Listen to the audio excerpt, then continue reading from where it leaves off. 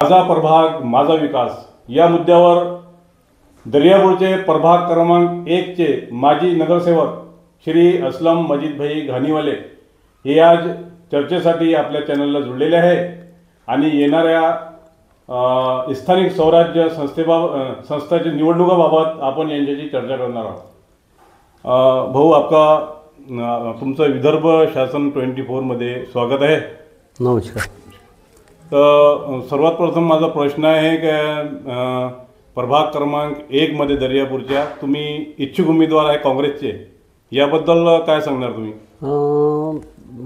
यावेळी आरक्षण जेव्हा निघालं 2025चा नगरपालिकेचा, तो आमचा प्रभाग क्रमांक 1 SC ओपन निघाला आणि महिला निघाला। त्याच्या कारणानं माझं उभं राहण्याचा विषयच नाही आहे। आणि आता राहिला विषय उभं राहायचं ओपन महिलामध्ये, तो मी माझ्या आईला उभं करत आहो, त्यांच्या माध्यमातून मी जनतेची सेवा करण्यात इच्छुक आहो। भाऊ, पहिले तुम्ही मागील जे निवडणुका झाले होते ते निवडणूक तुम्ही भारतीय जनता पक्षाची लढले होते, बरोबर आहे? बरोबर। तर भारतीय जनता पक्ष सोडण्याचं कारण आणि काँग्रेसमध्ये तुमचं येण्याचं कारण काय आहे? मी पहिल्यापासूनच काँग्रेसमध्ये होतो। काही कारणास्तव 2016मध्ये मला काँग्रेसची तिकीट न मिळाल्यामुळे मी भारतीय जनता पार्टीशी जुळलो। वेळेवरच मी त्या पक्षात समाविष्ट झालो आणि 2016मध्ये जेव्हा इलेक्शन झालेत त्यामध्ये माझा विजय झाला जनतेच्या आशीर्वादामुळे आणि जनतेनं मला भरपूर मतांनी मला निवडून दिलं आणि भारतीय जनता पार्टीच्या माध्यमातून मी 5 वर्ष गटनेता नगरपालिकेचा राहिलेला आहो।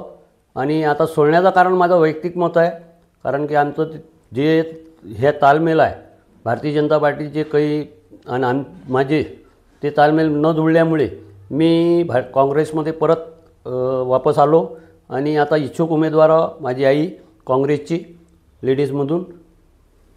भाऊ, प्रभाग क्रमांक 1 मध्ये जेव्हा तुमचा नगरपालिकेचा कार्यकाळ सुरू होता तेव्हा तुम्ही प्रभाग क्रमांक 1 मध्ये कोणते कामे केले? मी प्रभाग क्रमांक 1 मध्ये सगळ्यात मोठं काम म्हणजे शिवाजीनगरमध्ये 1 कोटी रुपयाचे काम आणले मी। हे जे रोड जे शिवाजीनगरात आहे, माननीय आमदार रमेश बुंदेले यांच्या निधीतून। भीमनगरातून सांस्कृतिक हॉलसाठी आम्ही 50 लाख रुपये आणले। त्याच्यानंतर कच्चीपुऱ्यामध्ये सांस्कृतिक भवन बांधलं, जिम आणलं खासदार साहेबाच्या निधीतून।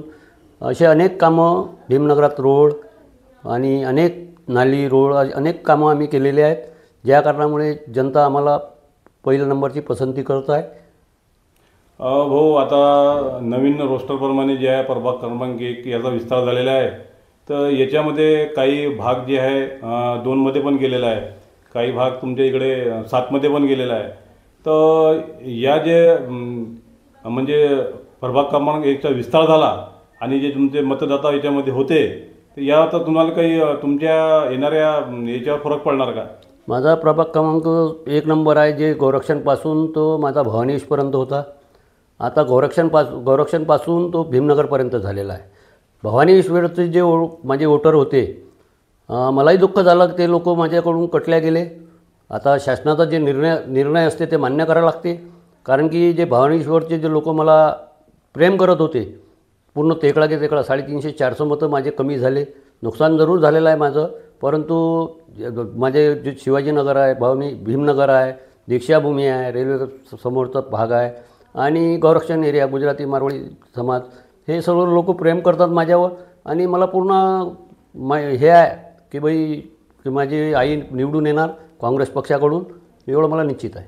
आता तुम्ही सांगितलं की 250-300 मतं जे आहे तुमचे तिकडे गेले, तर याचा तुमच्या याच्यावर फरक नाही पडणार काय? नाही, फरक नाही पडणार, काहीच फरक नाही पडणार आहे, कारण की जे प्रभाग आहे माझं फक्त नुकसान झालेलं आहे। माझ्या निवडणूकमध्ये मी 350 मतांनी निवडून आलो होतो, भरघोस मतांनी निवडून आलो होतो। फक्त एवढंच होऊ शकते की कमी मतांनी निवडून येणार, फक्त एवढंच होऊ शकते। मागे तुम्ही किती मतांनी निवडून आले होते? 350 मतांनी। अच्छा। अरे भाऊ, आता समजा तुम्ही भविष्यामध्ये निवडून आले, तुमचे जे मातोश्री आहे ते समजा निवडून आले, तर तुम्ही कोणत्या कामाला प्राथमिकता देणार आहे प्रभाग क्रमांक 1 मध्ये? अनेक कामं आहेत। मागच्या 5 वर्षात 2016 ते 2021 मध्ये अनेक कामं होती जे करू नाही शकलो आम्ही। अच्छा। आता धोरण असं आहे की सगळ्यात जास्त नाली रोड हे तर महत्त्वाचे रोड आहेच, त्याच्यापेक्षा गावाचा विकास कसा होईल दृष्टिकोनातून, जसं व्यापारी क्षेत्र आहे, व्यापारी क्षेत्रात अनेक मार्केट आपण काढू शकतो, अनेक कामं करू शकतो. जसं की उदाहरणतः आहे, सांस्कृतिक भवन आहेत मोठे मोठे बांधू शकतो. असे अनेक मुद्दे आहेत जे आपण करू शकतो. आता मुद्दा आहे आपला शिवाजी महाराज याचं स्मारकचं बनवायचं, ते पुढं म्हणजे येणाऱ्या याच्यात आम्ही सगळ्यात पहिलं प्राधान्य त्यालाच देऊ. कारण की शिवाजी महाराजाचं आपलं इथं हे जे आहे पुतळा ते आपल्या दर्यापुरात नाही आहे.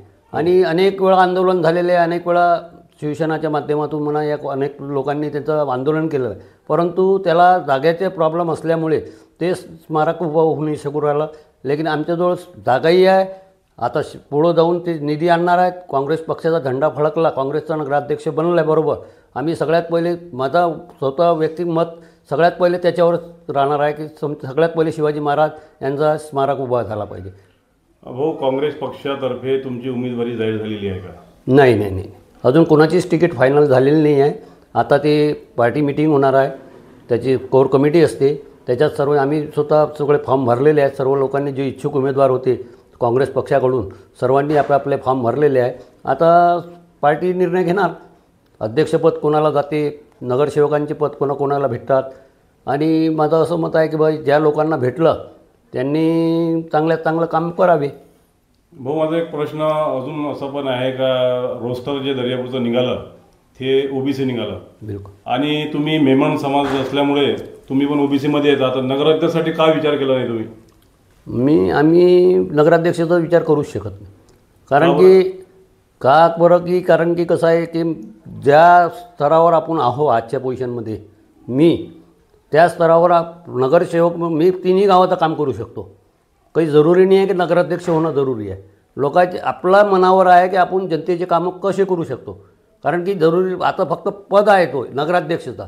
एक नगरसेवकही नगराध्यक्षासारखा काम करू शकते आणि ते मी दाखवलेलं आहे.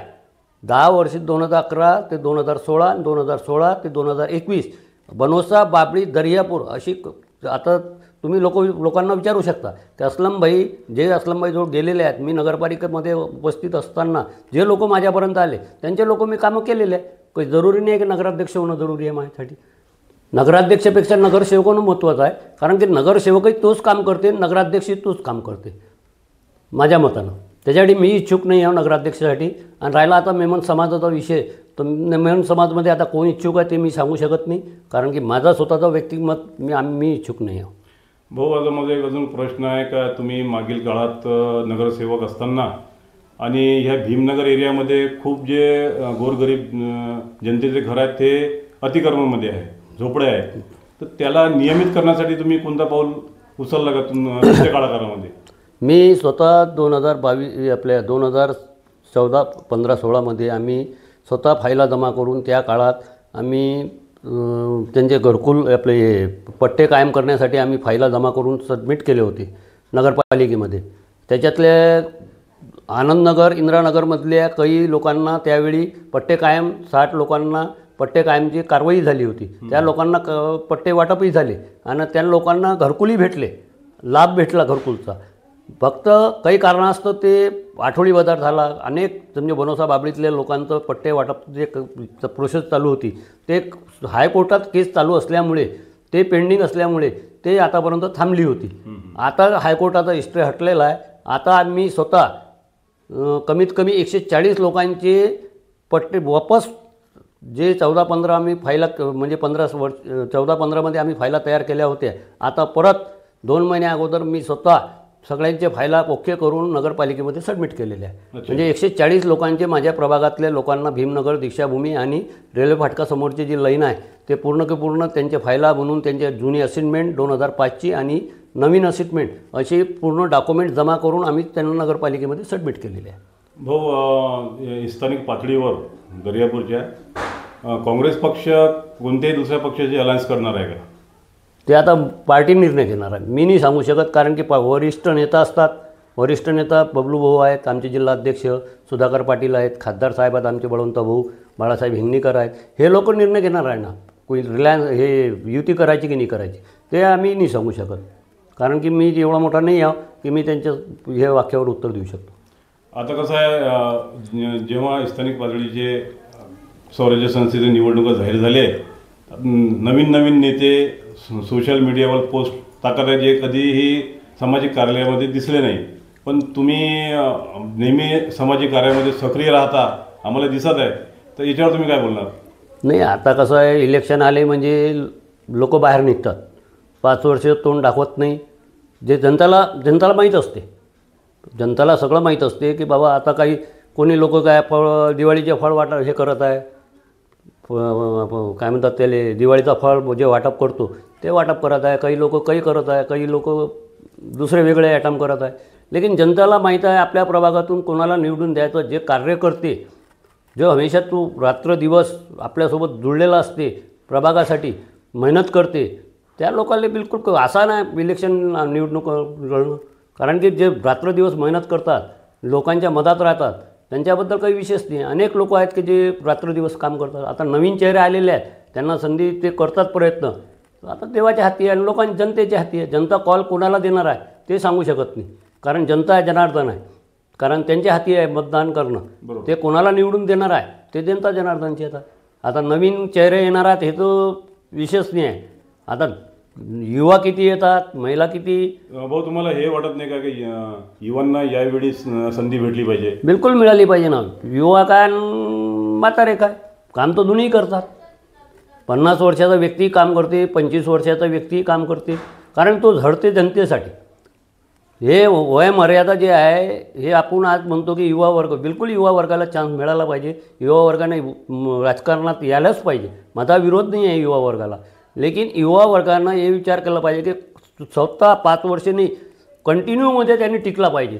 फक्त इलेक्शन आले आणि आपण फक्त जनतेसमोर चाललो असं नाही झालं पाहिजे, पण कंटिन्यू त्यांनी टिकलं पाहिजे. 5 वर्ष मेहनत. मीही नाही म्हणत की कामधंदे सोडून तुम्ही जनतेची सेवा करा म्हणून. कामधंदे करूनही आपण टाईम देऊन 2-3 घंटे आपण जनतेची सेवा करू शकतो.